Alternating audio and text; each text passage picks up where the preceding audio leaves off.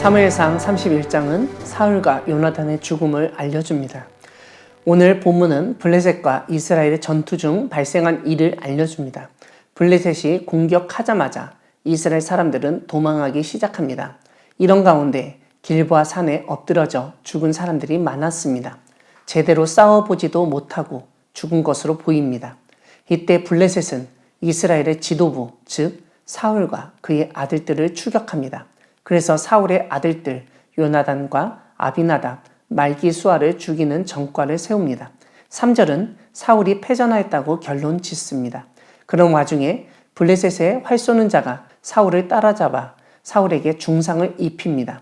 사울은 막다른 곳에 이르러 더 이상 도망할 길이 없었습니다.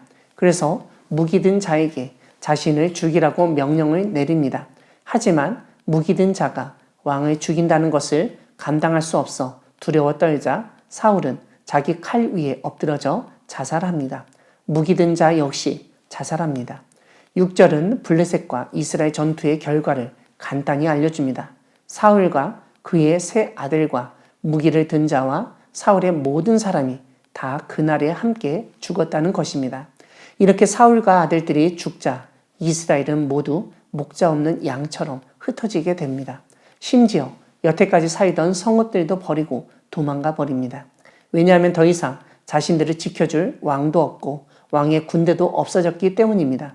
그래서 블레셋 사람들이 이스라엘 사람들이 살던 성읍에 들어와 살게 되었다고 7절은 알려줍니다. 8절부터 10절까지는 전투가 있은 다음날의 상황을 알려줍니다. 블레셋 사람들이 전리품을 얻기 위해서 사망자의 몸을 수색하는 과정에서 사울과 세 아들이 죽은 것을 발견했습니다.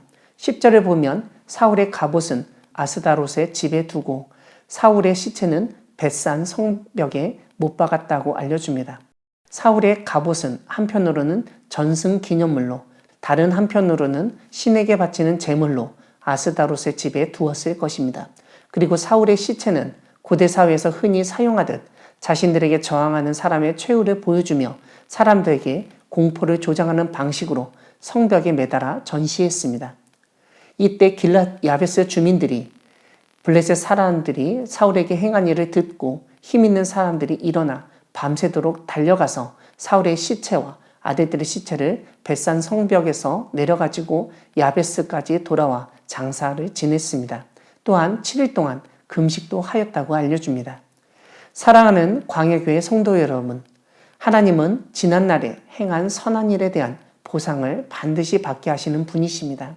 오늘 본문은 사울이 하나님으로부터 버림받고 결국 블레셋과의 전투에서 죽은 사건을 알려줍니다. 그리고 사울의 시체를 발견한 블레셋은 그의 머리를 자르고 벳산 성벽에 못 박았습니다. 이때 길랏 야베스 사람들이 움직였습니다. 왜냐하면 암몬 왕 나하스가 길랏 야베스 사람들을 위협하고 죽이려 했을 때 아무도 도와주지 않으려 했지만 사울 왕이 구원해준 은혜를 잊지 않고 있었기 때문입니다.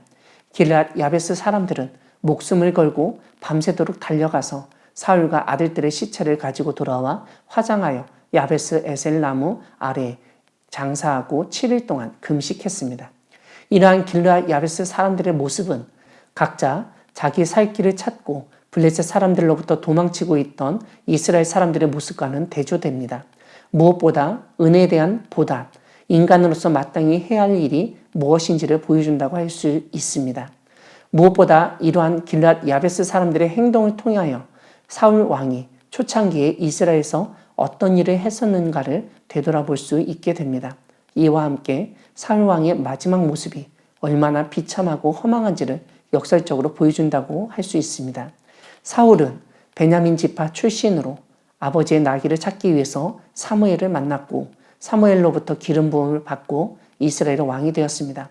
물론 그 후에 이스라엘 지파들이 모여서 제비뽑기를 하여서 확실하게 뽑히기는 했지만 그 이전에 이미 하나님이 사울을 왕으로 삼으셨습니다. 이렇게 왕으로 선출된 사울은 처음에는 정말 겸손하고 신실하게 그리고 성심을 다해서 왕으로서의 역할을 잘 감당했습니다. 그 중에 대표적인 일이 길랏 야베스 사람들을 암몬의 나하스로부터 구원한 일입니다. 그런데 우리가 앞에서 살펴봤듯 블레셋 전투를 앞두고 사무엘이 정한 기한에 오지 않자 제사장도 아닌 사울이 직접 번제를 드렸습니다. 이후에 사울은 아말렉과의 전투에서도 하나님의 명령을 그대로 순종하지 않고 아각 왕을 살려두었습니다. 결국 이 두 번의 사건을 통해서 사울은 하나님에게 버림을 받아서 전투에서 죽게 된 것입니다.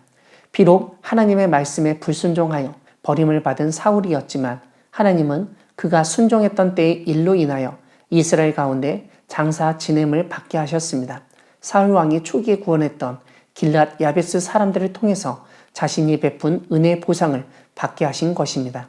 이런 점에서 하나님의 말씀에 순종하여 선을 행했을 때 하나님은 그 사람이 죽더라도 그 보상을 받게 하시는 분이시라는 점을 깨닫게 됩니다. 우리의 행위를 살피시고 보상해 주시는 하나님을 믿으며 끝까지 충성되고 신실하게 생활하는 우리 모두가 되기를 소망합니다. 아멘.